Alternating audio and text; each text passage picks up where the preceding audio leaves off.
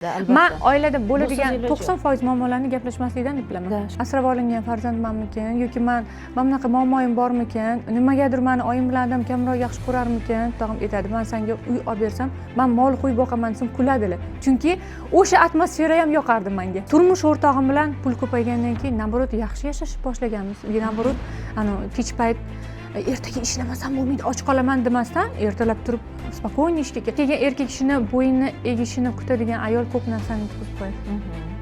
Biz baribir turmush o'rtog'imiz bizdan rozi bo'lmasa ekan jannatga kira olmaymiz. Shu narsani unutmasligimiz kerak. Azizlarim, o'z ayolini yo'qotishdan qo'rqmagan erkak xohlaganini qiladi. Ushbu jumlaga qanday fikr bildirasiz? Izohlarda buni kutib qolaman. Bundan tashqari, bugungi ajoyib suhbatda biz qanday qilib ham oilada, ham ishda muvaffaqiyatga erishish mumkin. Nafaqat bitta sohani mukammal egasi, balki buni ko'pchilikka namoyon qilish va eng qimmat xizmat ko'rsatish.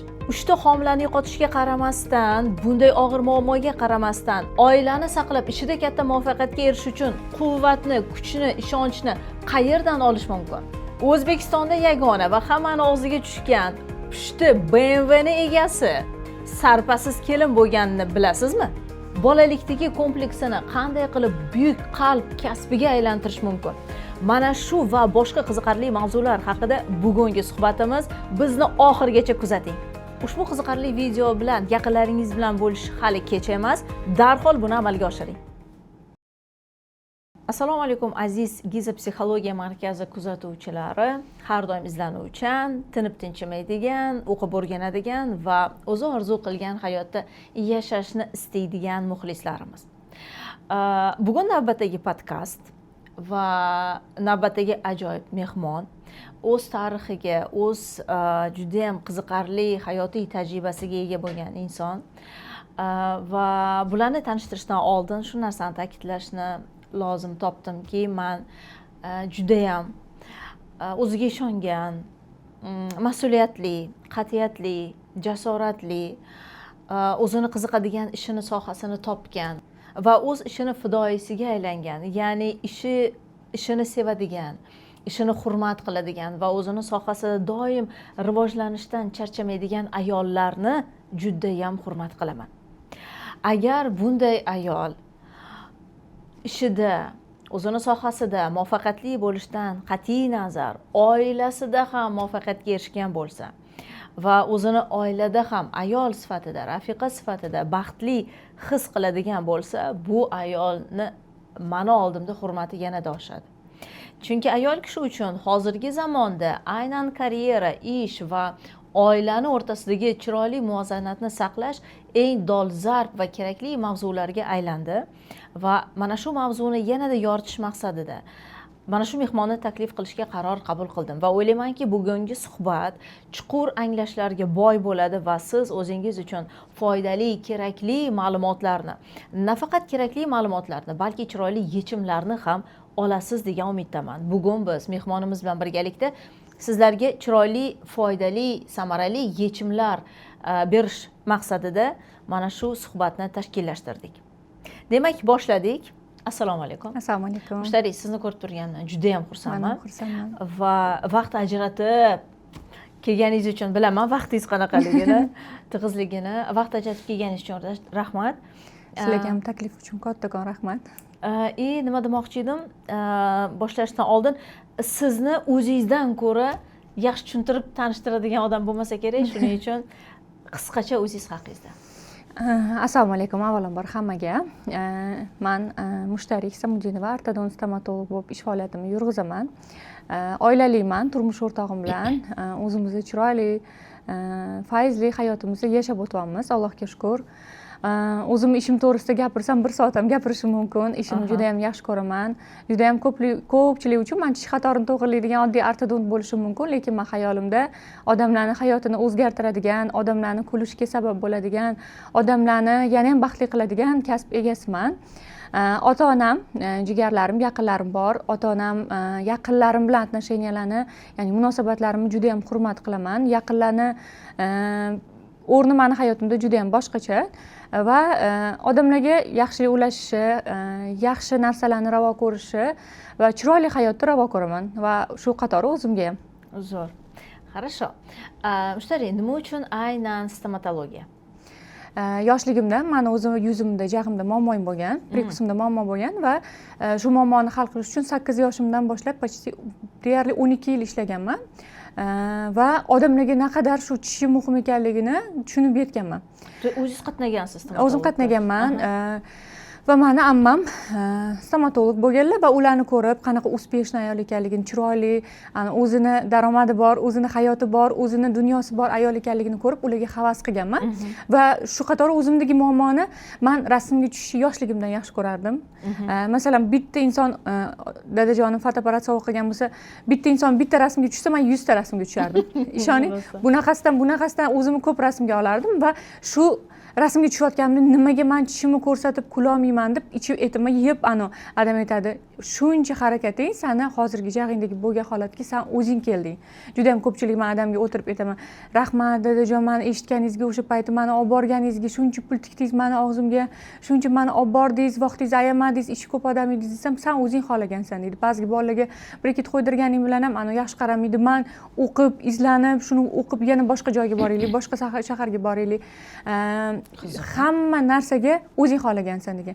Va yoshligimdan men xudo xohlasa men ham tish qatorini to'g'rilaydigan vrach bo'laman va odamlarga aytib beraman. Hozir deyarli har bitta patsiyentim meni necha yil breket bilan ishlaganimni va yuzimga nima operatsiya, nimalar qilinganini biladi. Chunki o'tirib bemorni o'zi bemor pozitsiyasida tushuna olish va vrach o'sha holatni his qilib, bemorga oldindan tushuntirib, tayyor turgin, shunaqa holat bo'ladi, shunaqa bo'ladi deya olish pozitsiyasidaman. Boshingizdan kechirgansiz. Boshimdan kechirganman. Aytadi-ku o'zi, tabib boshdan kechirmasa tabib emas deb.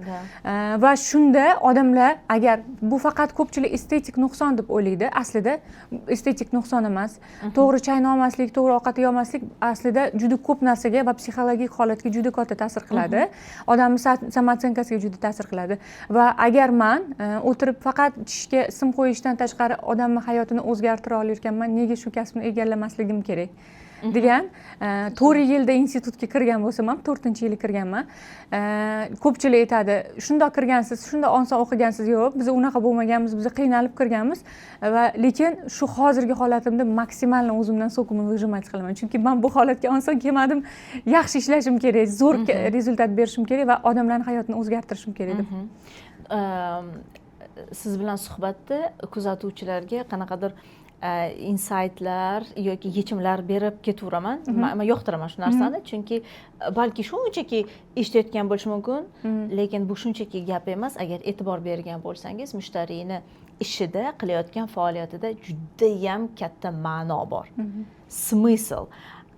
Agar siz hozirgi sohangizda ko'tarilmoqchi bo'lsangiz, ya'ni uni katta muvaffaqiyatli darajaga, ko'rinishga olib chiqmoqchi bo'lsangiz, o'zingizni qilayotgan ishingizga katta ma'no qo'shishingiz kerak bo'ladi. Misol uchun stomatologlar bor, balki mutaxassis, kuchli mutaxassis stomatologlar bordir, bor ham hozir. Albatta. Lekin mushtariy nafaqat oddiy stomatolog, balki o'zini ko'rsata olgan, baland yuqori cho'qqilarga chiqa olgan mutaxassis. Bu yerda sal boshqacharoq narsa bor. Shu o'rinda aytmoqchiman, agar ishingiz gullab yashnashini va katta natijalarga erishishni istasangiz, siz ishingizda ma'no topishingiz kerak, katta ma'no joylash kerak. Men shunchaki tish doktori, shifokor emas, men insonlarni hayotini o'zgarishiga hissa qo'shyapman. Men insonlarni kulishiga sababchi bo'laman. Qarang, insonni hayotini o'zgartiraman. Qanaqa katta ma'no. Aynan mana shu ma'no sizni doim motivatsiyada bo'lishingizga uxlatmaydi. Qattiq olasiz buncha kuchli deyishadi-da. Qattiq olasiz bunaqa energiyani. Qanaqa bunaqa katta ish qilish mumkin? Chunki agar ishingizda katta ma'no bo'lsa, o'shanga yarasha quvvat keladi, o'shanga yarasha ish bo'ladi. Zo'r, хорошо. Bitta savol tug'ildi menda. Nima deb o'ylaysiz? Mana misol uchun muammo, endi men ayollar ko'proq menga muammo bilan keladi. O'ziga bo'lgan ishonch, qo'rquvlar yoki va hokazo. Va tabiiyki taqaladi bolalikka, tam yo'q. Ya'ni insonning hozirgi holati uni yashab o'sgan muhitiga bog'liq deb.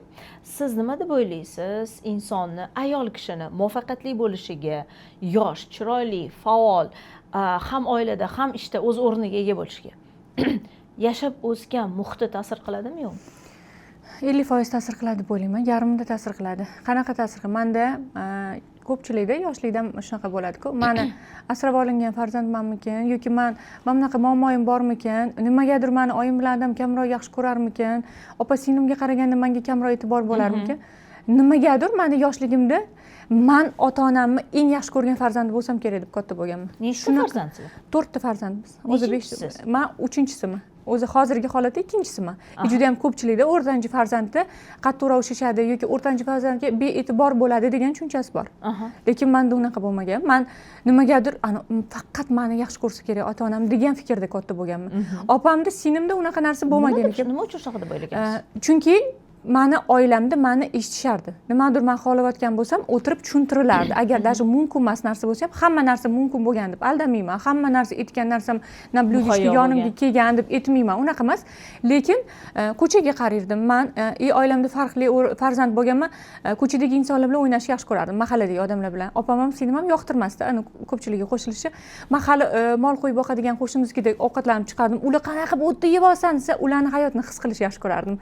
Qarindoshlarimga ketishni yaxshi ko'rardim, o'rtog'imga ketishni yaxshi ko'rardim va ularning hayoti bilan kelib uyimizga, yo'q, baribir bizning hayotimiz boshqalarnikiga qaraganda yaxshi ekan va bu narsaga meni ota-onam sababchi deb aytardim. Siz har xil dunyolarni ko'rish sizga qiziq bo'lgan. Juda qiziq, hozir ham qiziq, ishonasizmi? Yo'q, hozir ham ko'p sayohat qilasizmi deb so'ramoqchi edim. Juda ko'p qilaman va borib o'sha qayerga borsam, hamma aytadi, Baliga bordingiz, yoqmadimi? Yo'q, yoqdi. Tailandga bordingiz, yoqmadimi? Yoqdi. Chunki o'tda atmosfera, ular sizlarga o'xshashga majbur. U davlat, u shahar, u viloyat, u joy sizga yoqadigan bo'lishi shart emas. Ularning o'zining dunyosi bor va siz borib o'sha dunyoni liba yaxshi ko'rib kelasiz, liba yomon ko'rib kelasiz. Yoki o'rganasiz. Men masalan hamma joyini borsam yaxshi ko'raman. Chunki bizda qaysi davlatda muammo yo'q, qaysi oilada muammo yo'q. Agar muammoni o'ylab o'tirsa, ertalabdan kechgacha bitta muammoni to'qib olib, o'ylab, unga yechim topa olmasligimiz mumkin. Demak, sizda pozitiv dunyo qarash bor. Juda pozitiv yaxshi ko'raman. Yoshligimdan bitta oilaga kirdimmi, qara, ishonasizmi? Men hozir turmush o'rtog'im aytadi, men senga uy olib bersam, men mol qo'yib boqaman desam kuladilar. Chunki o'sha atmosfera ham yoqardi menga. Ishoning, shunaqangi energiya olib, hayvon-ku, tirik jon-ku, yaxshi ko'rasiz. Pomidor, bodring ekishni yaxshi ko'raman. Balkonimda ekkanimga 7-etajda erim, "Sen agar yerli uy olib bersam nima qilar ekansan bilmayman" dedi. Men yashashni yaxshi ko'raman. Tabiatni yaxshi ko'raman. Tabiatni juda yaxshi ko'raman. Baliga borganda prosta shunda o'tirib Xudoning bergan ne'matiga qarab, "Yo Alloh" dedim. Shunaqangi chiroyli tabiat bo'ladiki, bu narsani kimdirlar aytadi, "Voy, ko'katini yulishim kerak, voy, qarash kerak, suv qo'yish kerak." O'zi hayot usiz ham o'tib ketadi. Biz nimadir qilsak ham o'tadi va biz nimadir qilmasak ham o'tadi. Qarasho, pozitivniy qarash kimdan o'tgan sizga? Odamdan. Hamma narsada faqat pozitiv ko'radilar, negativ ko'rmaydilar. Qarasho, mana insonni demak muvaffaqiyatli bo'lishiga, hamma narsada ijobiy tarafini ko'rishga uni o'sgan oilasi, muhiti juda ham kuchli ta'sir qiladi-da. Siz 50% dedingiz, men o'ylaymanki bir 90% ta'sir qiladi deb o'ylayman. O'zim mutaxassisligimdan kelib chiqib. Savol: agar shunday oilada o'smagan bo'lsa shu ayol, nima qilsin endi? Mana o'shaning uchun 50% dedim. Masalan, har bitta oilada yoshligidan ham farzandi muammolar bor. Bu muammosiz hayot emas aslida. Va o'tirib o'ylasangizda, men shunaqa sharoitim bo'lmagan, men bunaqa bo'lganman, bunaqa bo'lganman deb o'tirsangiz, u muammoni kim hal qilishga? Masalan, родители мы не выбираем degan gap bor. Ota-onamizni biz tanlamaymiz va ularning xarakterini ham, ularning bizga muomalasini ham, ularning dunyo qarashini ham o'zgartira olmaymiz va haqqimiz yo'q bu narsaga. Ikkiga meni ota-onam shunaqa ekanda deb turib, o'sha hayotga rozi bo'lish ham bu ahmoqgarchilik. Sen boshqa insonsan. Seni Alloh boshqa yurak bilan, boshqa qalb bilan, boshqa nimada yaratdi, telada yaratdi va bu narsani tasavvur qiling. Men ota-onamda shu narsa ko'rmaganman, men ham qilishim kerak emas yoki qilishim kerak. Nimadir yomon odatini men qilishim kerak shu narsani deb nimaga o'tirishimiz kerak. Masalan, aytganingizdek, yaxshi hayotda katta bo'lganman, hayotimiz zo'r bo'lgandek, bir kun bats adajonim mani qo'l oldimda ko'zi jonim chiqib ketdi deb o'zidan ketganlar va vrachlar ko'rib birinchi yordam ko'rsatib ertasi kuni ertalabdan mani hayotim boshqacha boshlangan. Har kuni ertalab turib adasini cho'nchagidan $100 olib o'qishga ketadigan qiz, institutda o'qiyotgan talaba, ertasi kundan boshlab man выживать qilishim kerak. Men ota-onamga kerakman, ota-onam ro'zg'orga kerakman. Menga Alloh adamni qaytarib berdi, lekin yotadigan holatda, postelniy rejimda va uyimiz sotilgungacha bo'lgan o'sha yo'lni ham oyimga ham, yaqinlarimga adam o'zi topgan boylik, o'zi topgan hayot, o'zi topgan qurgan uyi o'zlarini nimalari uchun sotyaptilar va biz bu narsaga hech qachon jalba qila olmaymiz. Biz bu narsadan недовольство bildira olmaymiz va bu narsaga Xudoyimga ham yoqmaydi. Главныйsi jonini qaytarib berdi. Jon omon bo'lsa, aniq topiladi hamma narsa. Ertasi kundan boshlab hayotga выживать qilish boshlashim kerak deganman. Ishonasizmi? Bir marta yig'lamaganman. Chunki men o'sha vaqtda Xudoyimga qarab, Allohim agar adamni qaytarib bersang, hayotda hech nimadan недовольный bo'lmayman deb va'da berganman. Ishonasizmi? Jonini qaytarib berganlar.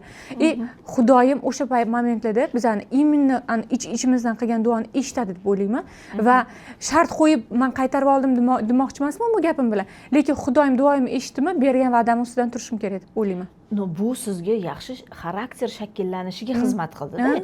Ya'ni bu butun umringizda yordam beradigan ko'nikma. Hech qachon nimadir bo'lmayaptimi yaxshiligi? Bo'lyaptimi? Demak, u ham yaxshiligi. Bo'lmayotgan bo'lsa ham o'sha narsada ham yaxshilik bor. Ko'pchilikda meni ishim o'xshamadi, men bunaqa bo'lmadi. Mana masalan, voy shuncha biz yaxshi yashadikda, tap etib odam mazalar bo'lmay qoldi-da, ishi yurmay qoldi. Endi men mana shu pozitsiyada u yo'q. Men ertalab turib, men kimga shogirdlikka tushsam bo'ladiki, meni institutda baholarimda muammo bo'lmaydi, pul so'ralmaydi va men ishimni yaxshi o'rganaman. Va borib rahmatli Dilmurod ustozimga, Rahimov Dilmurod ustozimga shogirdlikka tushdim va meni institutda hech kimda muammoim bo'lmagan. O'sha joyda men turmush o'rtog'im bilan tanishganman. Hech qaysi kafedraga pul to'lamasdan o'qiganman. Imtihonlarga o'zim kirib, o'zim topshirib, o'zim chiqaman deganman. Chunki meni beradigan pulim yo'q. Meni endi adam unaqa pul berib turadigan adam yo'q. Va o'sha hayotda o'rtoqlarim kelib, qanaqa bo'lyapti? Endi adang ishlamasa qiyinmi? Ishlash qiyinmikin? Yo'q, qiyin emas, naborot qiziq. O'zim ishim-ku, men ertaga ish boshlashim kerak. 5-kurs tugatib boshladim nima? 2-kursdan boshladim nima? To'g'ri aytasan. Shunaqa fikrlar paydo bo'lishi boshlagan. Demak, shunday ko'pchilik o'ylaydi, sen ota-ona yoki juda ham kuchli travma qilgan, uni otasi urgan, qo'l ko'targan yoki bu mana yaxshi oilada o'sgan, yaxshi oilada o'sib, umuman betayin hayotni kechirish mumkin va ojiz bo'lib ojiz bo'lib qolib ketish mumkin. Lekin qiynalgan oilada ham buyuk insonlar, buyuk shaxslar chiqishi ham mumkin. Haqiqatan ta'sir qiladi, lekin qisman. Nima demoqchiman? Bilasizmi, mana shu o'zi ayollarimiz agar даже qiyin vaziyatga tushsa ham, o'sha narsani ishlashga stimul qilib ishlatsa bo'ladi. Ishlashim kerak, men shu vaziyatdan chiqib ketishim kerak, men shu muammoni hal qilishim kerak. Nimaga bizga Xudoyim ong berdi? Nimaga miyamizni berdi? Uning ichida izvilinalar berdi, ishlatish uchun. U yig'lab o'tirish uchun emas, depressiyaga tushish uchun emas, boshqa narsa. Senda muammo bormi? Menda shunaqa ish bor. Bor, specialistga bor. Hal qilishni biladigan odamga bor, yo'l ko'rsatadigan odamga bor. Specialistga bormasang, sendan o'sha ishdan o'tib ketgan odamga borib, bitta maslahat so'ra, men nima qilay shu holatda deb. O'sha odam aytgani bilan qilsang ham hayotda yo'ldan chiqib ketasan. Albatta. Va shu nimada aytmoqchimanki, mana sizning misolingizda ham o'ziga to'q, mehrli oilada o'sgan bo'lsangiz ham, adangiz qo'llab-quvvatlab sizga mehr ko'rsatgan bo'lsalar ham, hayotingizda, katta hayotingizda o'ziga yarasha qiyinchilikka, arzigulik bir katta qiyinchiliklarga duch keldingiz. Albatta. Qisqacha ayta olasizmi? Nimalar duch keldingiz, nimalardan o'tishga to'g'ri keldi hayotingizda? Adamning mazalari bo'lmay qolganda, men o'sha yoshim 25 yoshdan o'tganman. Turmushga chiqishim kerak, lekin sharoit yo'q.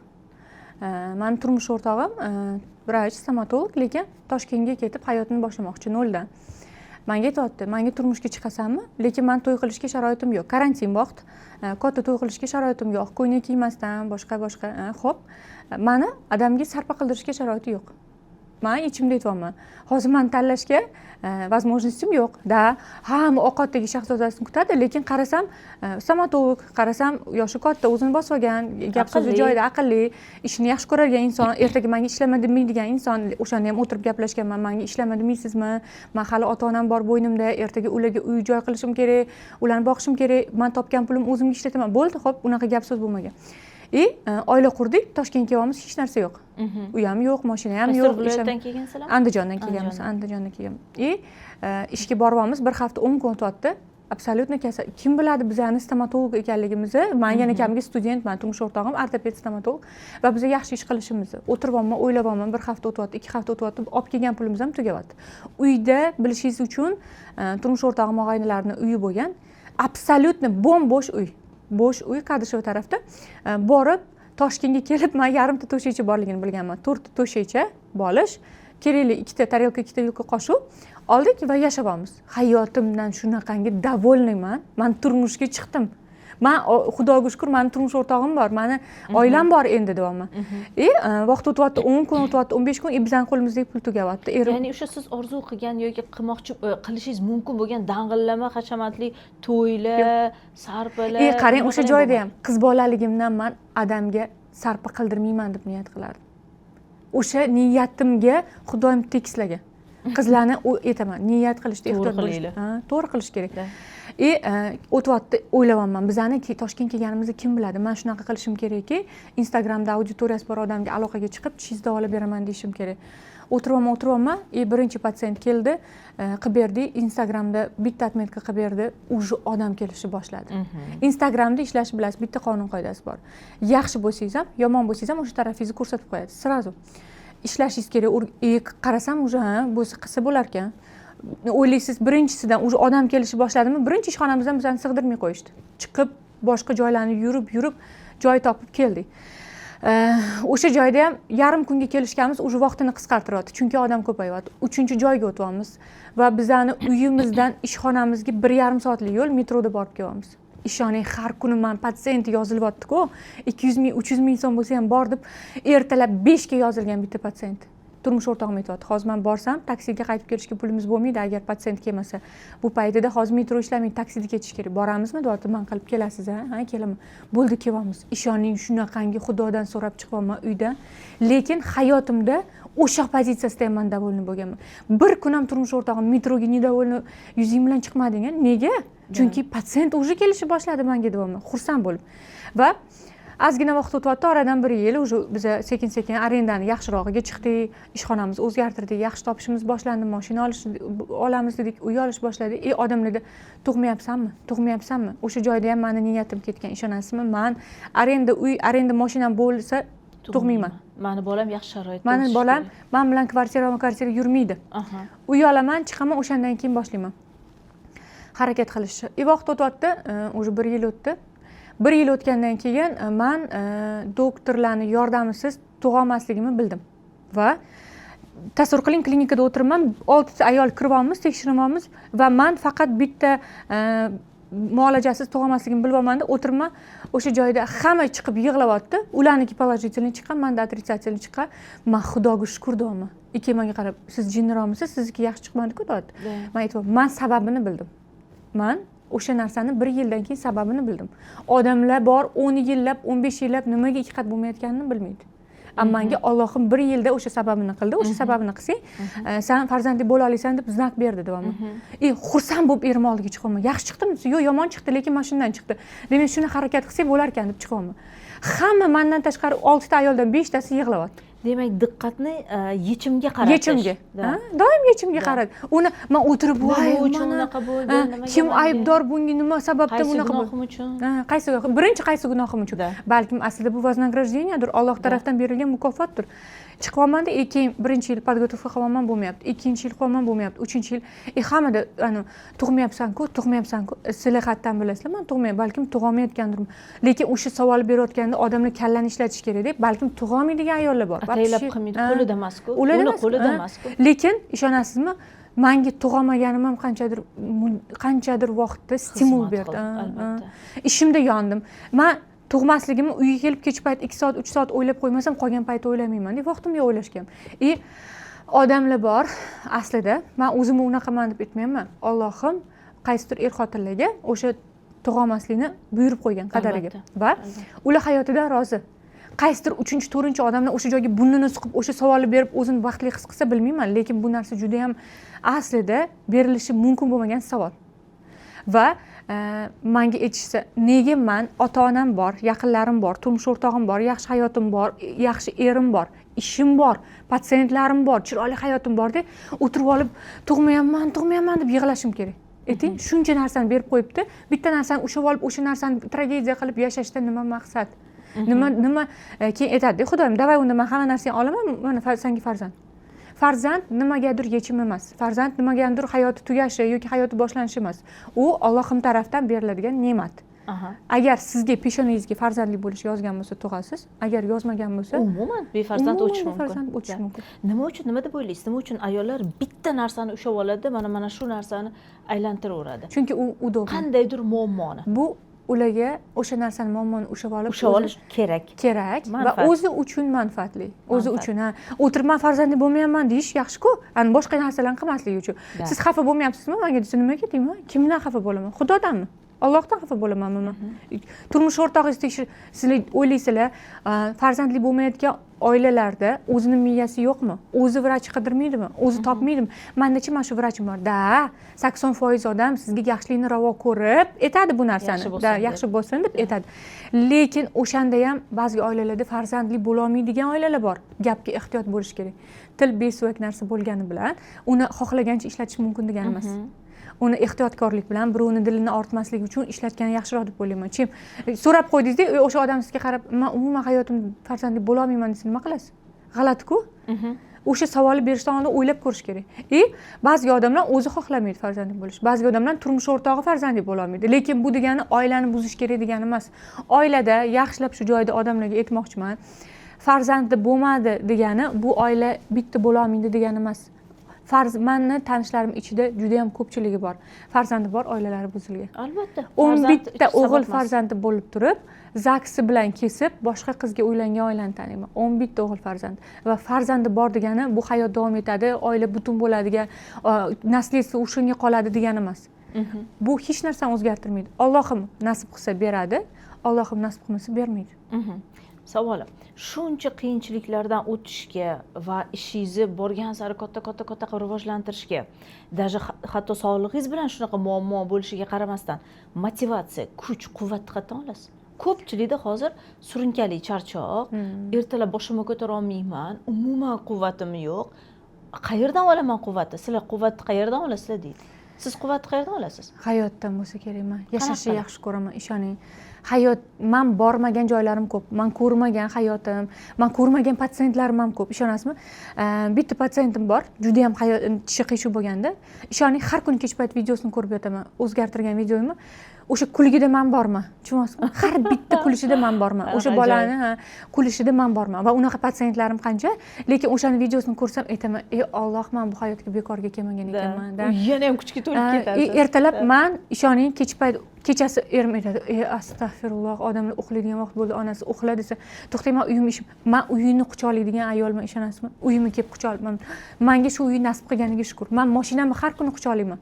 Mening mashinam shunaqangi chiroyliki, men hamma narsani yaxshi ko'rib olganman. O'zim xohlab, o'zim qiynalib, o'sha narsaga erishgan qadri bor va ishonasizmi, uyim ham bunaqa ekan. Gapirmang, men uyim eshitib qoladi, hozir xafa bo'lasizdan deyman. Chunki hamma narsada joni bo'lmasa quvvat bor, energiya bor. Keyin kimdir masalan aytadi, "Voy, jinniroqmisiz?" desa, o'sha narsani olayotganda xohlab olgansiz-ku, nega qadr qimmati tez o'tib ketadi. Bu predmet. Endi insonlarning qadrichi. Mana hali Xudo xohlasa farzandlarim bor, ularni yaxshi hayot kelajagida meni kutib turibdi. Ota-onam bor.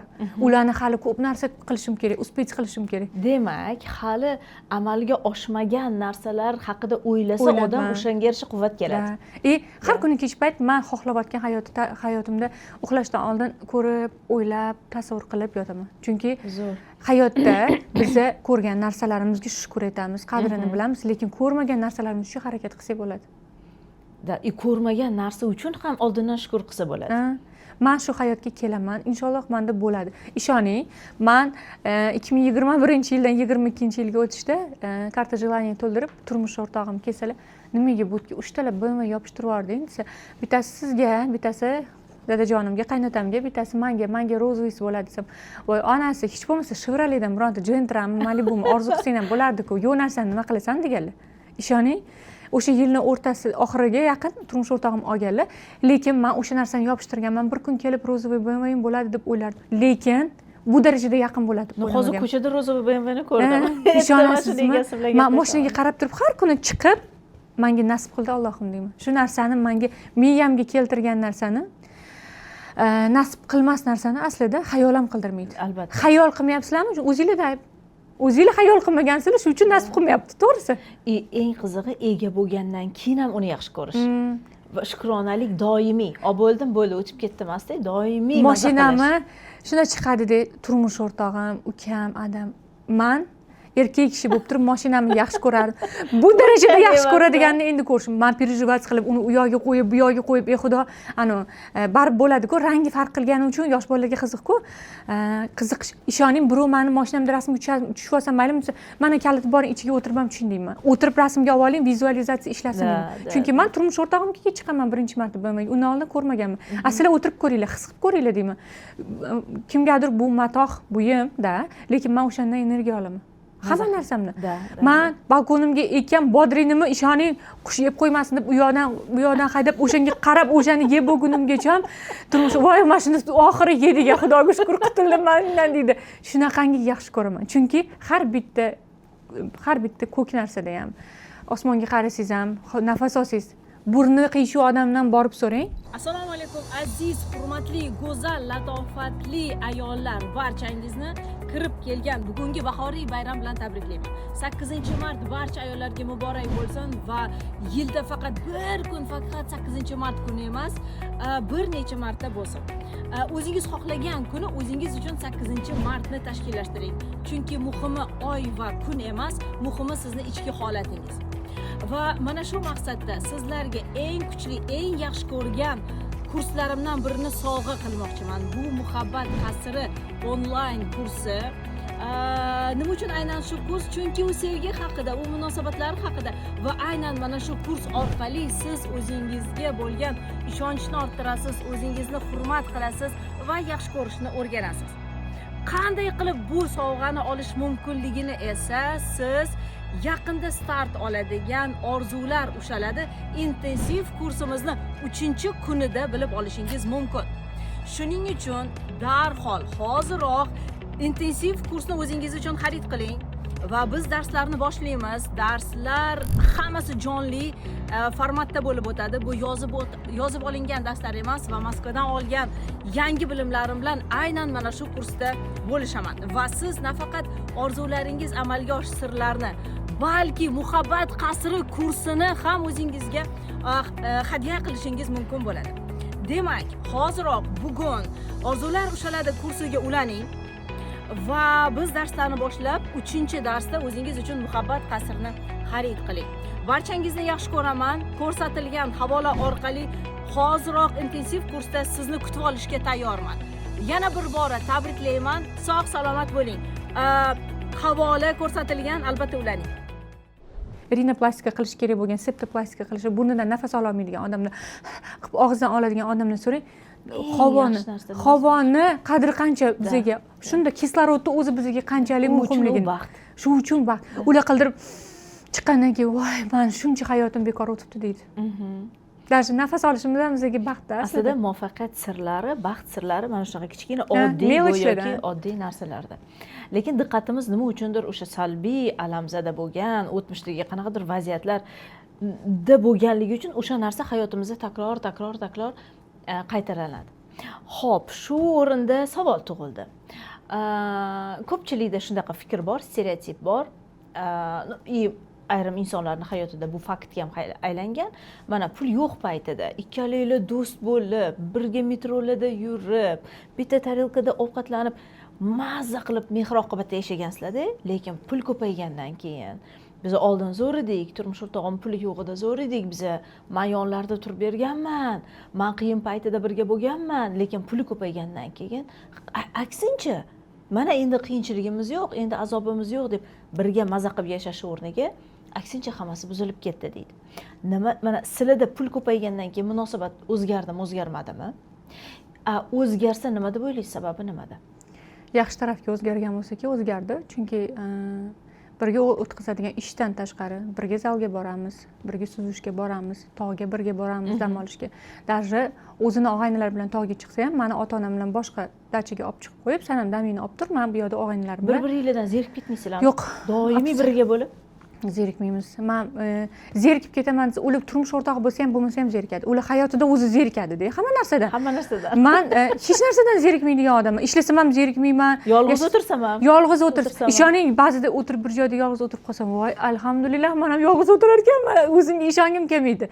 Yordamchilarim ko'p, shogirdlarim ko'p, yonimda har doim odam bor, uyda yordamchim bor, lekin ishonasizmi, yolg'izlikni ham o'ziga yarasha gashti bor. No, turmush o'rtog'im bilan pul ko'paygandan keyin naborot yaxshi yashashni boshlaganmiz. Naborot, kech payt ertaga ishlamasam bo'lmaydi, och qolaman demasdan, ertalab turib spokойно ishga даже bir narsaga majbur emasdan ishlasangiz ham ishingizni yaxshiroq qilasiz-ku, chiroyliroq qilasiz.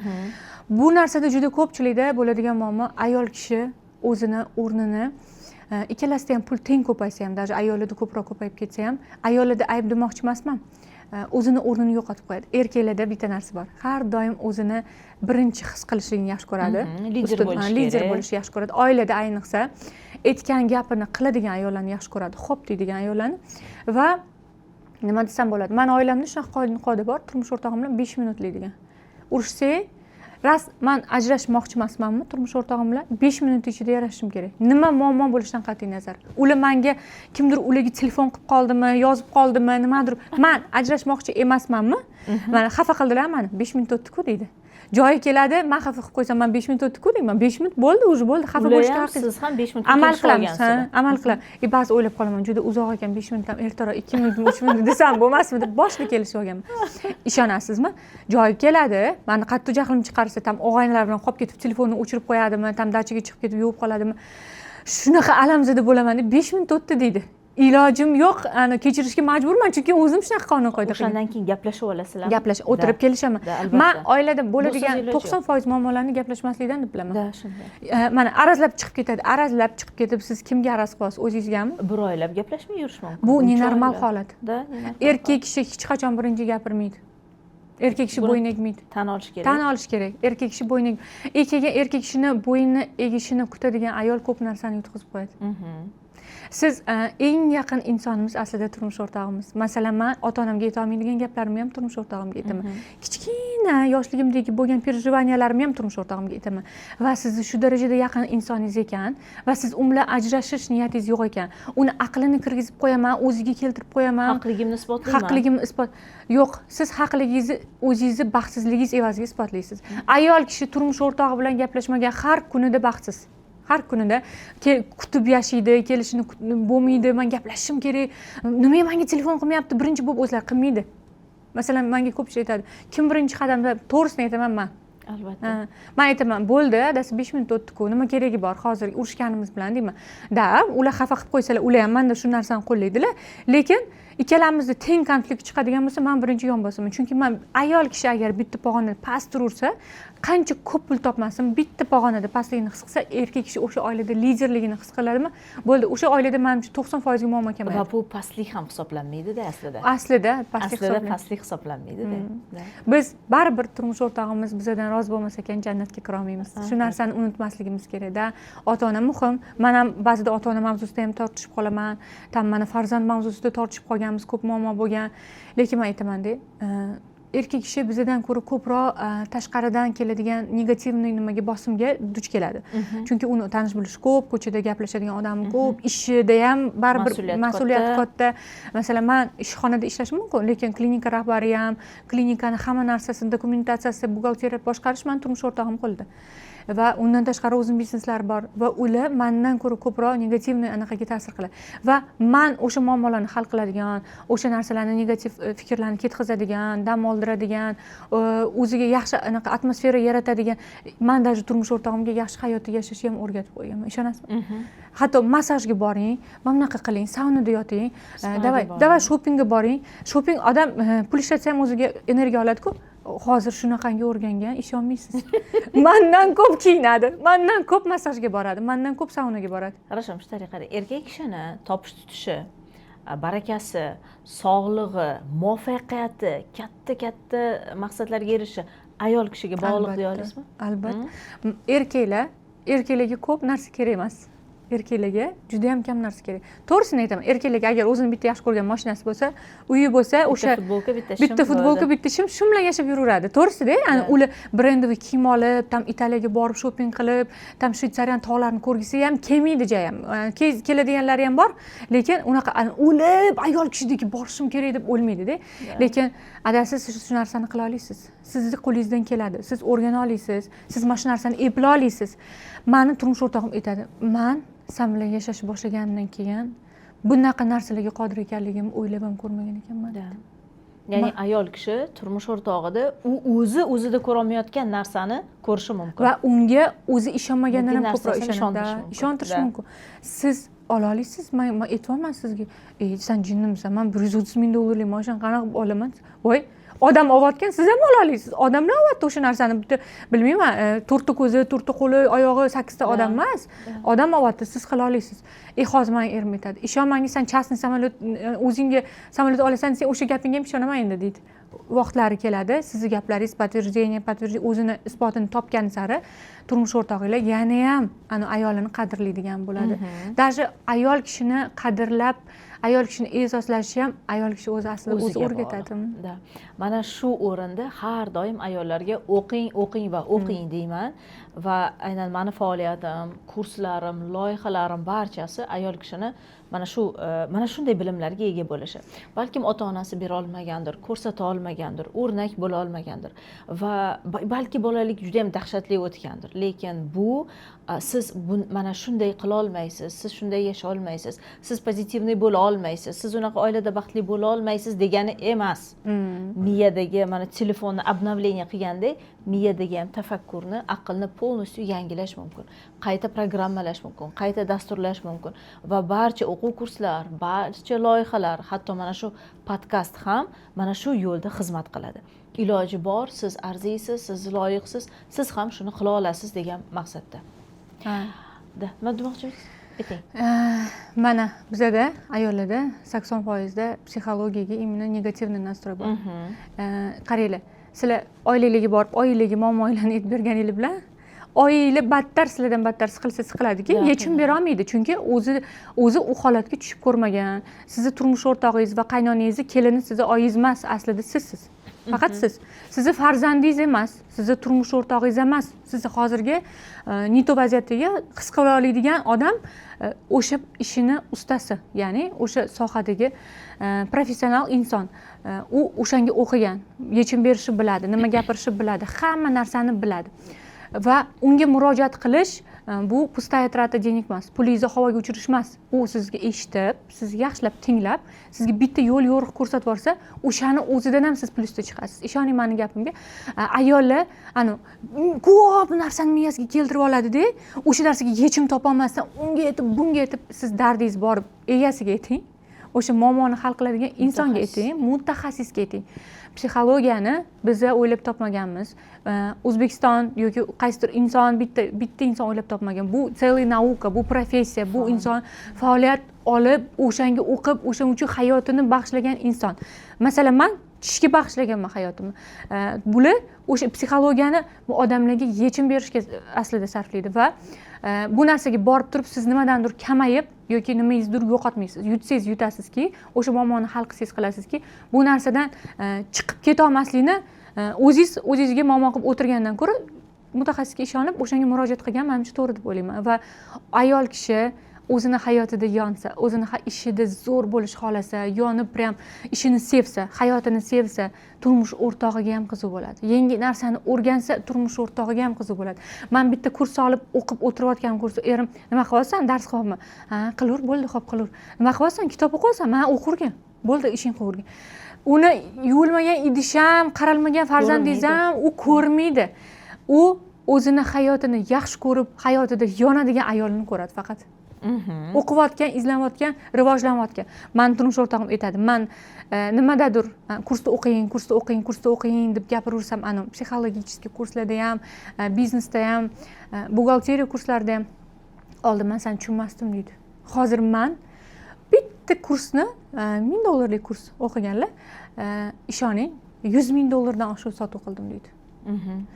chunki muomala madaniyatini ham aslida o'rganadigan narsamiz ko'p. Bilamiz, bilmaymiz demayman, hamma biladi, hamma qanaqa, lekin sizlar bilmaydigan narsalar ko'p.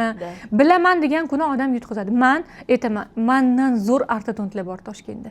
O'zbekistonda dahshat ish zo'r ortodontlar bor. Ular уже yoshi katta bo'lgani uchun ana vaqti Instagramga sarflashni xohlamaydi. Patsientskiy bazasi bor, o'zini hayotidan davolni, ishi ham zo'r insonlar. Lekin endi hayotda, endi chiqib kelayotgan siz spetsialistmisiz, ko'rsating ishingizni. Sizni qayerdadir o'tirganingizni, qaysi kasb ekansizni bilmaydi hech kim. Uni olib chiqib ko'rsatsangiz, u sizni tanishadi, sizni topib kelishadi, qidirishadi. Sizni qaysidir viloyat, qaysidir shaharchada o'tirganingiz birov bilmaydi. Lekin siz uyingizda muammongiz bilan o'tirganingiz ham sizni borib psixolog topib bora olmaydi. Siz topib murojaat qilishingiz kerak. Murojaat qilgan odam, izlangan odam, savol bilan chiqqan odam menimcha yutqizmaydi, doim yutadi. Albatta. Aytaylik, hozir ayol kishida turmushida muammo bor. Hozir uni munosabatlari uni ko'ngildagidek emas. Biz turmush o'rtog'imiz bilan go'yoki ikki xilmiz, biz boshqa dunyomiz. Meni orzu-havaslarim, rejalarim ko'p, ular hech narsa xohlamaydi. Men ishlilik deyman, u divanda yotadi.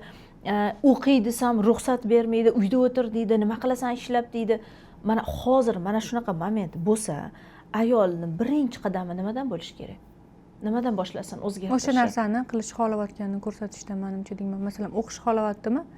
Men hamma spetsialist, men shu insonni ustoz qilib xohlamayman. O'qimoqchiman kursida, lekin pulli ekan. Lekin men pulsiz darsni ko'rib o'tiribman. Qarang, men bunaqa o'rgandim. Qarang, erkak kishigacha men bunaqa muomala qilish kerak ekan. O'sha ayoldan o'rgandim-da, ular o'rgatdilar menga.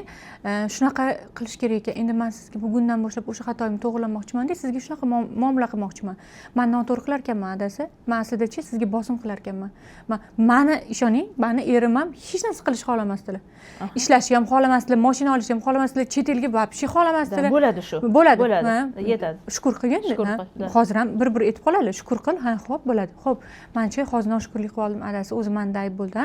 Kechiraman desam, "Yo'q, to'g'ri aytyapsan. O'sha joyga borsak ham o'tadi hayotimiz, bormasak ham o'tadi. Davay bora qolaylik, bo'lmasam qila qolaylik. Davay mana shu ishni qilaylik. Hozir ayni shu kunlarda bizda uchastka muammosi bo'lyapti-da, senga kerakmi shu narsa? Bo'pti, o'zingiz bilasiz, kerak emas, siz kerak emas. Endi bola tug'ilgandan keyin siqilib qolmaylik dedim. Ayo'da to'g'ri aytyapsan, hozir og'aynilarim ham kelib qolsa, hozir qila qolaylik yoshligimizda qila qol. Keyin uy sotib olib qolamizmi? Sotamiz, qiynalib qolamiz. Yo'q, qara, sotmasdan qilsak ham bo'lar ekan, ozgina ko'proq ishlayman deb. Aslida o'sha biz xohlayotgan narsani bitta zadacha qilib tashib qo'yib, prinujdat qilib, majburlab, qilasan, bo'lmaydi, bo'lmasam, mana bunaqa o'qitasan meni. Shu narsani majburlab, erkak kishi majburlaganingizda qilmaydi. Majburlasangiz qilmaydi, to'g'ri. Demak, o'sha hech bo'lmasa boridan, arzonidan yoki bepulidan kontentdan olib natijani ko'rsatish kerak. Ya'ni men o'zgarayotganini ko'rsatish kerak. O'rgandim men mana shu psixolog ayolda. Qarang, men sizga qilayotgan shu ishim, shu narsam, даже bitta reels, meni hayotimni qancha reels o'zgartirgan ishoning. Reelsda o'tirib adasi qarang, men mana shu ishni noto'g'ri qilyapman ekan. Sizga qilayotgan ishim noto'g'ri ekan aslida. Menga shu ayol o'rgatdilar. Baraka topsinlar. Endi bundan keyin shunaqa qilaman desa, bir kun o'sha muomalani ko'rmayapti, 2 kun ko'rmayapti, 3 kun qara, o'sha ta'sir qilyapti meni ayolimga. Meni turmush o'rtog'im ba'ziga o'quv kurslarimni sovg'a qilganlar. Davay o'qib olgan shu joyda. Bu ham vaqt soat bu. Meni turmush o'rtog'im ham buket sovg'a qilish bilmas, gul sovg'a qilish bilmasdi, ishoninglar. Odamlar, "Voy, sizga gapirish oson, eringiz mehribon" deb. Yo'q.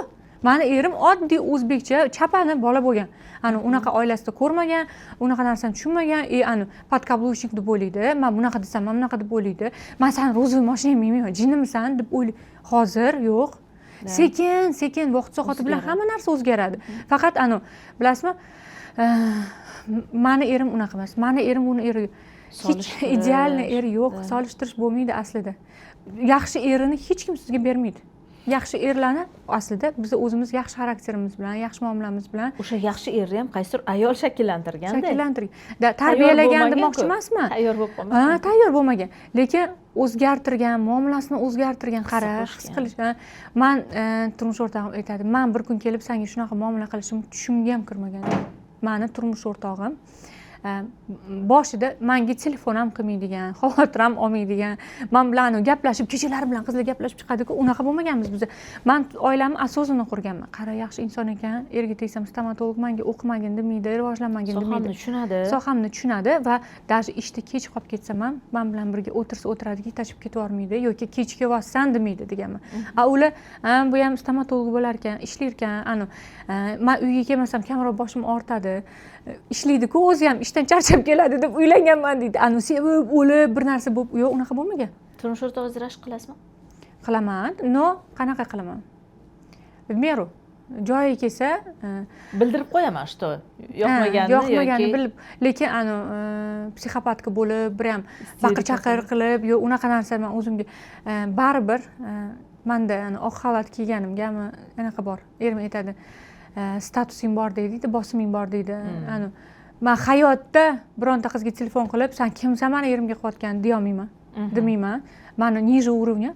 Agar men aytaman, turmush o'rtog'im bilan boshida kelishganmiz, siz tarafdan, men tarafdan ozgina men sezsam izmena yoki shunga men urushmayman ham, talashmayman ham. Kerak bo'lsa shunda hamma narsani joyiga qo'yib chiqib ketaman. Lekin skandal, urush janjal bo'lmaydi, shu joyda to'xtaydi deyman. Chunki bilasizmi, men bu hayotimga, bu yoshimga kim bilandir urush uchun kelmaganman. Kim bilandir talashib, kim bilandir janjal qilish uchun kelmaganman. Oldindan ko'p narsani gaplashib hal qilib olish juda ham muhimda.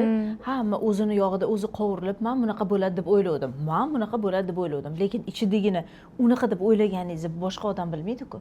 Mana shu oldindan kelishib olish, agar mabodo mana shunaqa narsa bo'lsa, men ko'tarmayman buni. Bo'lsa, men shunchaki ketaman. Boshqa meni ko'rmaysan. O'sha tugaydi. Erkak kishida yo'qotish qo'rquvi paydo bo'ladi. Agar ayolni o'ziga nisbatan qadr qimmati bo'lsa, agar ayol erkakni yo'qotishdan qo'rqmasa, agar ayol o'zini qiziqadigan ishi, o'zini hayoti, o'zini qiziqishlari bo'lsa, o'zini hurmat qilsa, erkak va ayolni yo'qotishdan qo'rqadi deb o'ylayman har doim. Ko'pchilikda mana erim yuradi, bilaman, mana bildirib yuradi. Men aytaman, kim ushlab turibdi sizni? O'sha joyda. Siz daraxtmisiz?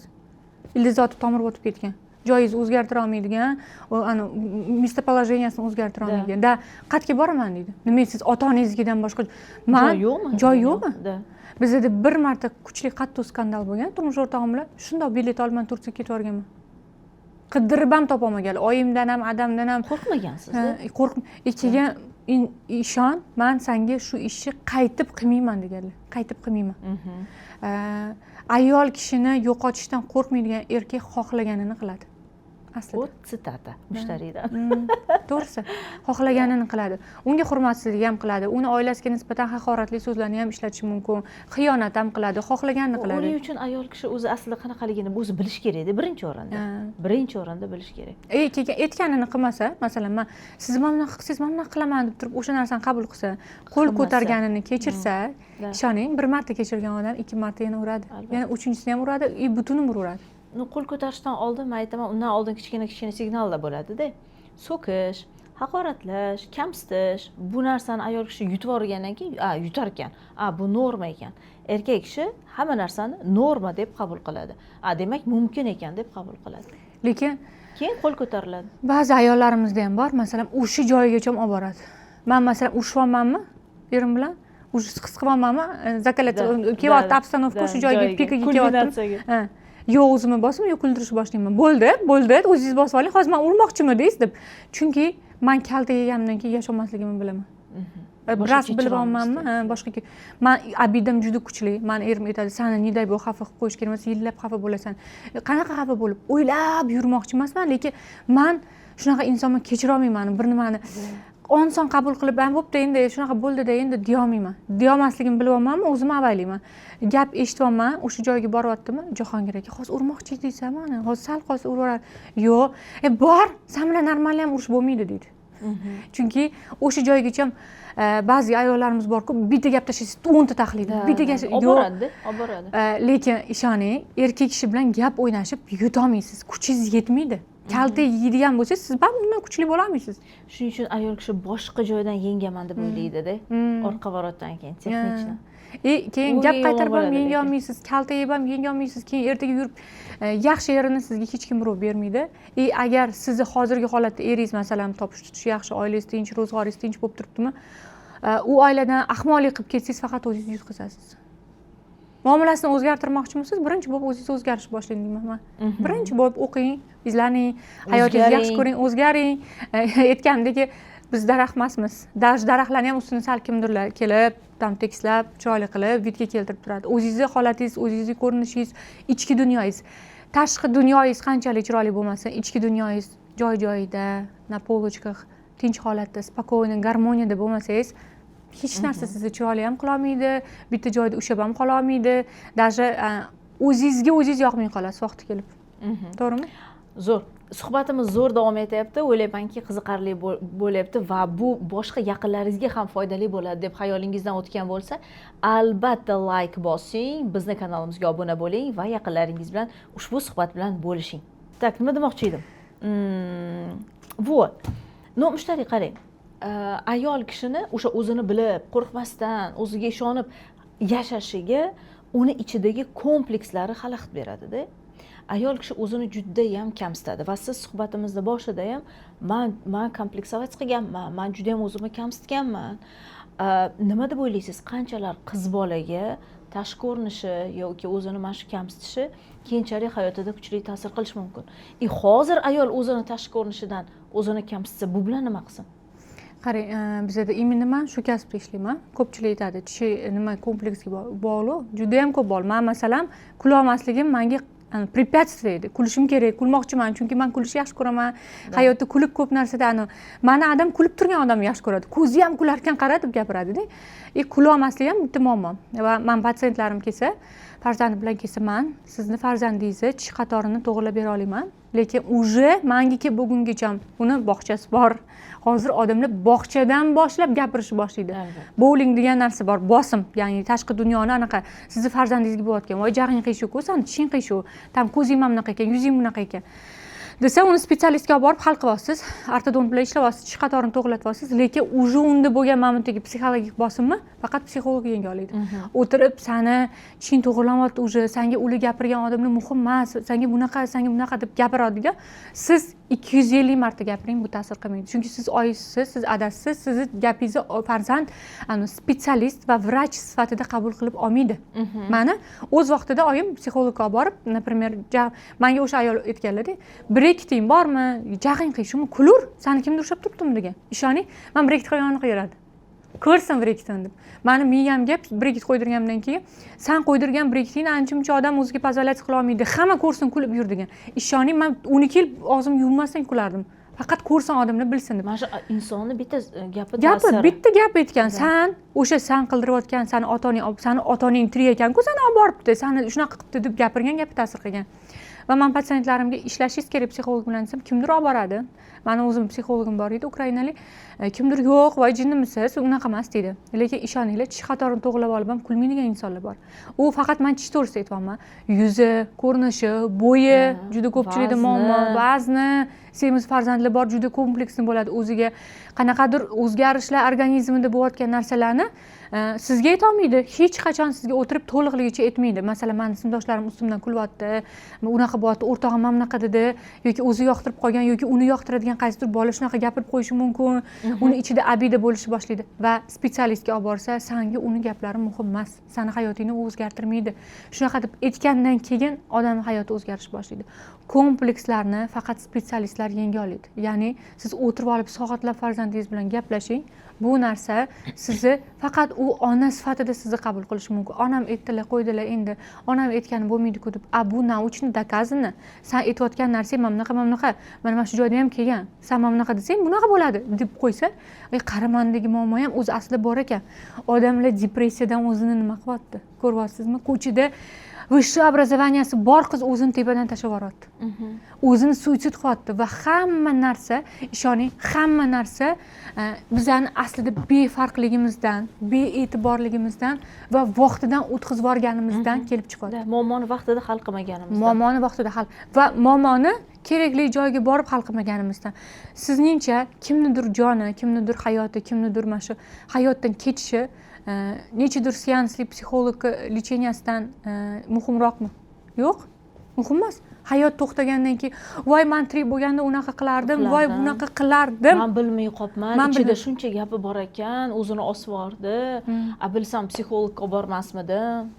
Yo, u keyin kech bo'ladi. kichkina muammoni ko'ryapsizmi? Sizga oyi, meni turmush o'rtog'im bilan atnosheniyam yaxshi emas desa, menga ayta olasanmi? Yo, aytolmayotgan bo'lsa, mana meni odamni ko'r, meni odamga bor, gaplashib, bitta ko'rishib ko'r. Bolam, men ko'ryapman. Chunki onalarimiz aslida hamma narsani intuitivni his qiladi. Lekin hamma narsani sezadi, o'zini aldaydi. Bitta joy borda, pul bu qog'oz. Pul bu prosta keladi va ketadigan narsa. Uni siz qaysi joyga sarflashingiz, kimga investitsiya qilishingiz, nimaga ishlatishingiz sizni o'zingizni nimangiz. Odamlar bor, farzandiga brilliant, tilla, buyumlar, sarpalar, u hech narsa kerak emas. Ishoning mana sizga sarpasiz turmushga chiqayotgan qiz aytibdi. Meni sarpa baxtli qilarmidi? Yo'q. Baxtli qilmasdi. Men usiz ham baxtli bo'ldim-ku. Va hamma narsani uyda turadigan buyum, tilla, boshqa narsalarni vaqt soati bilan sotib olsa bo'ladi. Lekin sostoyaniyani emas, psixologik sostoyaniyani sotib olib bo'lmaydi. Uni faqat ishlab, gaplashib, to'g'irlab, lecheniya olib, даже psixolog aytsa, davay borganda, tam cho'milgin, massaj olgin, o'zingga mana bunaqa qilgin desa, o'sha narsani как terapiyadek qilishni boshlaydi odam. Просто пустая трата денег qilmasdan o'zini как lecheniya qilyapman, menga aytdi-ku, vrach aytdi, kerak ekan, menga qilishim kerak ekan. Ishoning, men o'tgan kuni bitta magazinga kirib qolib, mana bunaqa quloqga taqadigan oldimda 30 ming so'm ekan. Kulyapman. Voy o'lay, shunaqa arzon narsa ham bo'lar ekan, oldimda kulyaptilar. Shubangiz ham ro'zoyisi yo'qmi deydi. Mashinam ham ro'zoyisi bor desam, unda oling deyaptilar. O'sha narsani olib chiqib 30 ming so'mga. Balkim men uni taqmasman ham, ishlatmasman ham. Turmush o'rtog'imga, oyimga, adamga, ukamga borib maqtansam, oyim, voy, sana shunaqa kichkina narsalar baxtli qiladi. Yosh bolada. Yosh bola. Albatta, yosh bolalikni, beg'uborlikni, xursandchilikni saqlab qola olish bu mana shu hayotga mazmun, ma'no bag'ishlaydi-da. Hamma narsangiz bo'lib turib, xursand bo'la olmasangiz, ichingiz xursand bo'lmasa, unaqa yashaganni qizig'i yo'q. Mushtariy, menga sizni fikringiz muhim. Mana shu hayotda hozir siz erishgan narsalarga erishish uchun eng katta omil, faktor uspexi, o'sha muvaffaqiyat, baxtli bo'lish, mana shunaqa pozitivniy holatda bo'lishni eng asosiy omili bu ilm deb ayta olasizmi? Albatta, birinchi o'rinda ilm. Bilmasdan turib qolgandan ko'ra, o'sha narsani borib, o'qib, o'rganib, to'g'risini qilgan yaxshi deb o'ylayman. Chunki bilmasdan ham bilmaslik, bilasizmi, pуть в никуда. Hech qayerga yo'qlikka borasiz. Masalan, ko'pchilik bilmasdan turmushga chiqadi. Bilmasdan eri уже anaqasini ko'radi. 18 yoshda, men aytaman, 18 yosh juda ham yosh bola-ku, hozirda va shu yosh bola. Ba'ziga hammani ham oilasi bir xil emas, lekin даже turmushga tayyorgarlik qilish kerak. Psixologически tam pishur kuydir kurslariga bormasdan sen to'xta, kuydirga boriladi. Sen birovni gapini eshitsang, masalan, meni hayotimda ko'pchilik o'ylaydi, все gladko, все hamma narsa zo'r hayot. Yo'q, unaqa bo'lmaydi. Gap so'z. Sen gap so'zlarga tayyormisan? Menga kimdir siz mana bunaqa desa, pashol deyman. To'g'risi-da. Yoki oila a'zolarimdan kimdir aytsa, zaminchani eshityapmanmi? To'xta. Katta odam menga aytyapti, zaminchani beryapti. Men uni yig'lab isterika qilib kirib ketamanmi? Yoki o'sha narsani to'g'rilaymanmi? Men joyida kechirasiz. Men bilmasdan qildim, mana shu narsani kechiring, bilmabman mana shunaqa gapirishni. Keyingi safar shunaqa narsa qaytarilmaydi.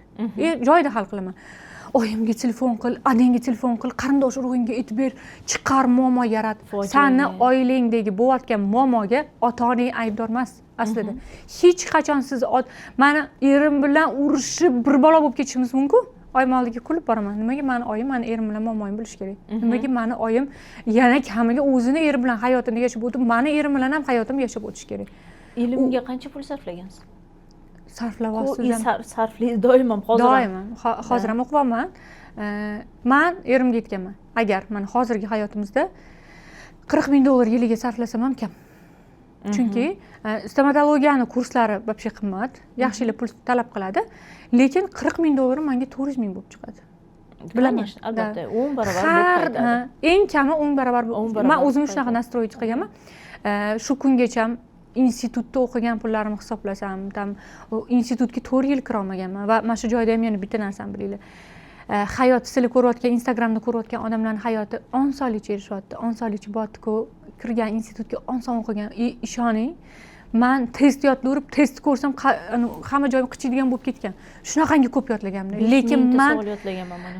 med institutda kim qayerda med institutda pulga imtihonlardan o'tadigan odamlarni yoqtirmayman, xohlamayman.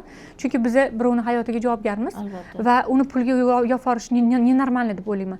Va siz shunchalik pul o'tyapsizda, men arzonga xizmat ko'rsatmayman, narxim qimmat bo'lsa ham odamlar imminni menga qo'ydiraman deb keladi. Chunki men ishimni ko'rsatib bera olaman, men o'qiyotganimni ko'rsataman. Har doim nimadir kurs olsam, onlayn kurs bo'tdim, onlayn kursimni домашний заданиесini qotganini ko'rsataman. Men sizlarni hayotinglarni, sizlarning ishinglarni o'zgartirish uchun yana bilim olaman. Men psixologiya kursida o'qiyapmanmi? Men shu insonni kursida o'qiyapman.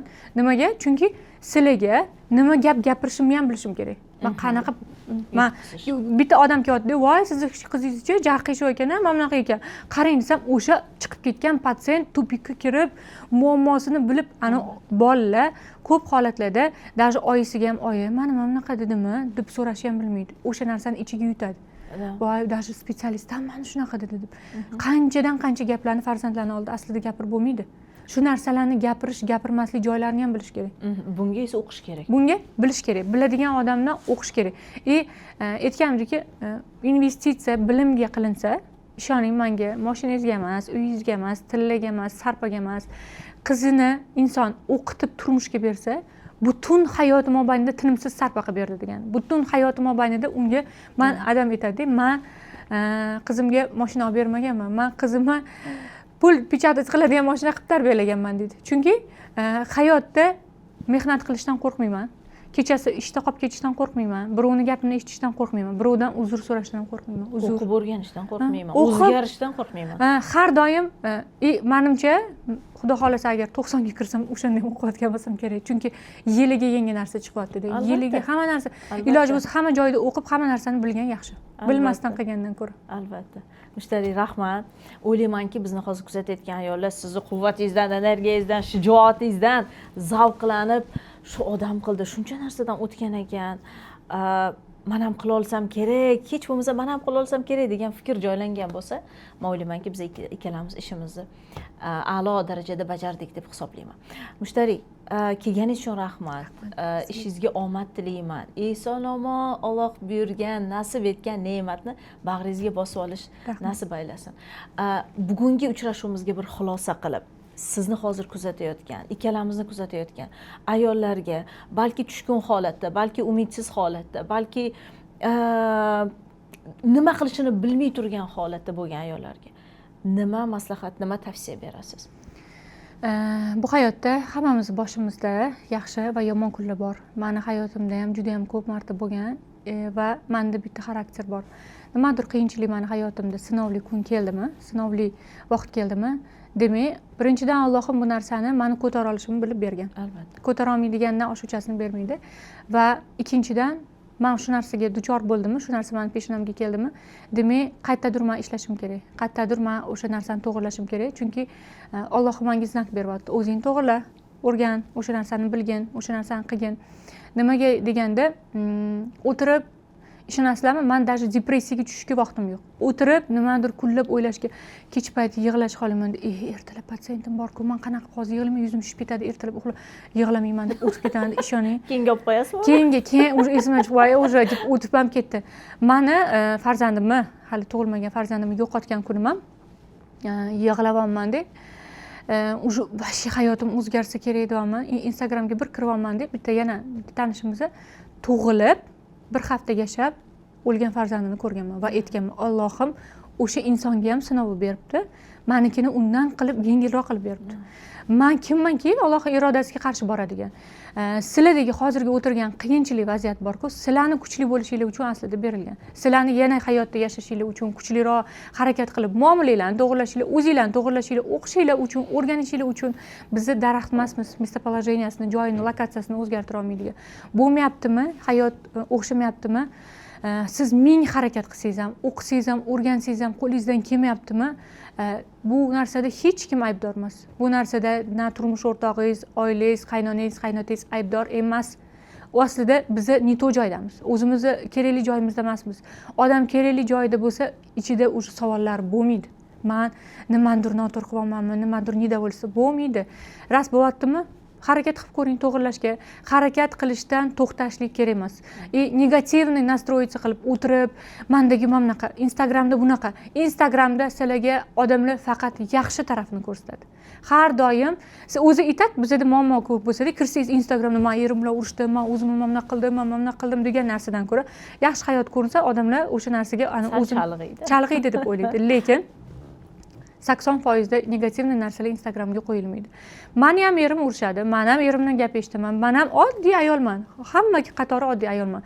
Faqat erim bilan urushib qolsam, chiqib ishimni alamimni oladigan, ishimni yaxshi ko'radigan, chiqib ko'chada bitta aylanib kelib toza havoda, xudo, даже meni burnim qiyish emas-ku, hech bo'lmasa men yaxshi nafas olaman-ku deb kirib ketadigan.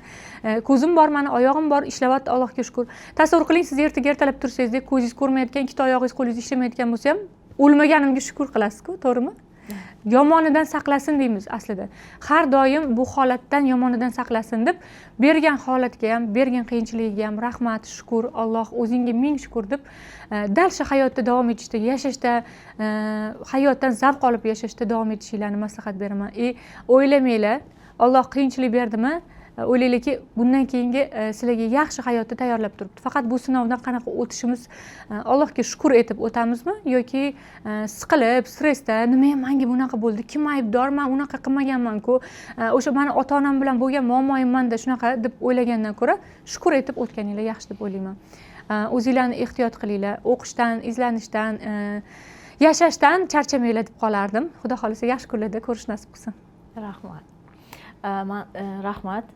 Ajoyib tilaklaringiz uchun. Soatlab hali gaplashardik yana maza qilib, men o'zim maza qildim. Yana ham hurmatim oshdi sizga. Ilohim oramizda o'zbek, mana shunaqa o'zbek ayollar orasida shunaqa shijoatli, kuchli, qat'iyatli, juda ham katta quvvatni atrofida aylantiradigan ayollar ko'payaversin. Chiroyli niyatlari bilan, o'zbekona o'zimizni qadrli bir urf-odatlarimiz bilan, qadriyatlarimizni saqlab qolgan holda, o'zbekligimizni saqlagan holda mana shunaqa zamonaviy ayol bo'lish barchamizga nasib qilsin. Sizlarga aytmoqchimanki, biling, siz eng yaxshisiga arziysiz, eng yaxshisiga loyiqsiz va hayotingizda o'zingiz orzu qilgan hayotda o'tish uchun esa unga qanday o'tish ilmlari, shunchaki ilm yetishmayotganligini agar tushunib yetsangiz, qachonlardir bitta odam qila oldimi, demak siz ham qila olasiz. Siz bilan uni farqi, siz shunchaki nimanidir hozircha bilmayotganligingizda. Mana shuni anglab yetsangiz, hamma narsani amalga oshirsa bo'ladi. Va ilm tanlaganda ham, ustoz tanlaganda ham qalbingizga yaqin bo'lgan eng zo'rini, eng yaxshisini tanlashni ham tavsiya qilaman. Va bu yo'lda Giza psixologiya markazi va shaxsan men Nargis Sattarova xizmatdamiz. Keyingi podkastda ko'rishguncha deyman, sog' salomat bo'ling.